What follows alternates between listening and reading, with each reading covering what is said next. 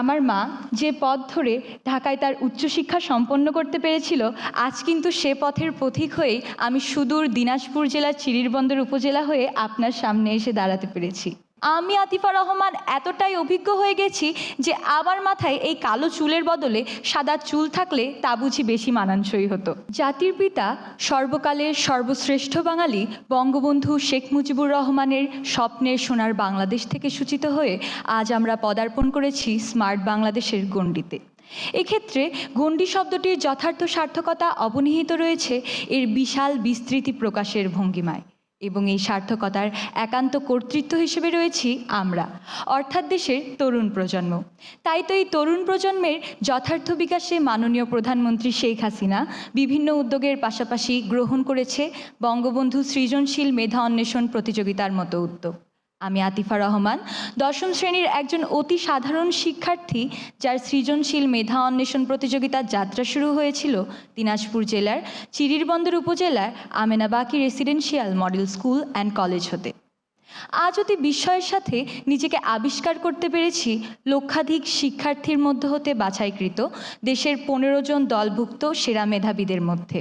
কৃতজ্ঞতা প্রকাশ করছি আমার পরিবার, শিক্ষা প্রতিষ্ঠান এবং আমার সহপাঠীদের প্রতি। এই প্রতিযোগিতার পর হুটহাট করেই মনে হচ্ছে আমি আতিফা রহমান এতটাই অভিজ্ঞ হয়ে গেছি যে আমার মাথায় এই কালো চুলের বদলে সাদা চুল থাকলে তা বুঝি বেশি মানানসই হতো। হ্যাঁ, আমি বলতে চাইছি যে এই প্রতিযোগিতাটি ছিল অভিজ্ঞতা অর্জনের একটি কেন্দ্র।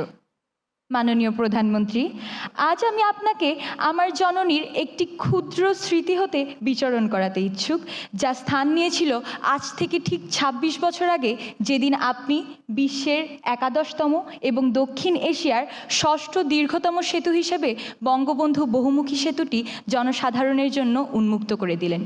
মাননীয় প্রধানমন্ত্রী, আমার মা যখন কিশোরী ছিলেন তখন তিনি উত্তরবঙ্গের গাইবান্ধা হতে খুব দুর্বিষহ পথ অতিক্রম করে অনিরাপত্তার সহিত ঢাকায় উচ্চশিক্ষা গ্রহণ করতেন, কিন্তু আপনি এই আমাদের কষ্টের সুন্দর সমাপ্তি ঘোষণা করেছেন বঙ্গবন্ধু বহুমুখী সেতু জনসাধারণের জন্য উন্মুক্ত করে দিয়ে। মাননীয় প্রধানমন্ত্রী, আমার মা যে পথ ধরে ঢাকায় তার উচ্চশিক্ষা সম্পন্ন করতে পেরেছিল, আজ কিন্তু সে পথের পথিক হয়ে আমি সুদূর দিনাজপুর জেলার চিরিরবন্দর উপজেলা হয়ে আপনার সামনে এসে দাঁড়াতে পেরেছি। ধন্যবাদ আপনাকে।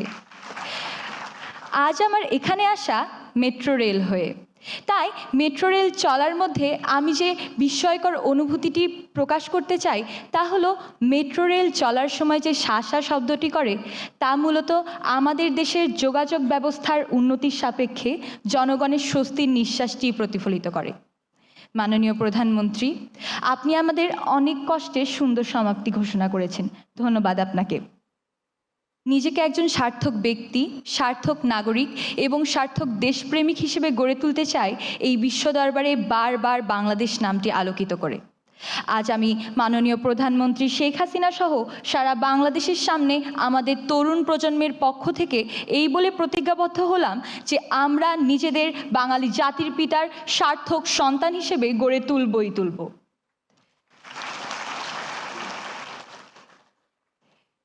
মাননীয় প্রধানমন্ত্রী শেখ হাসিনা সহ দেশের সকল ব্যক্তি যারা এই দেশ পরিচালনার কাজে নিয়োজিত রয়েছেন তাদের প্রতি জানাই আমার অশেষ কৃতজ্ঞতা, গভীর শ্রদ্ধা এবং ভালোবাসা এই দেশসহ আমাদের জননীর মতো আগলিয়ে রাখার জন্য।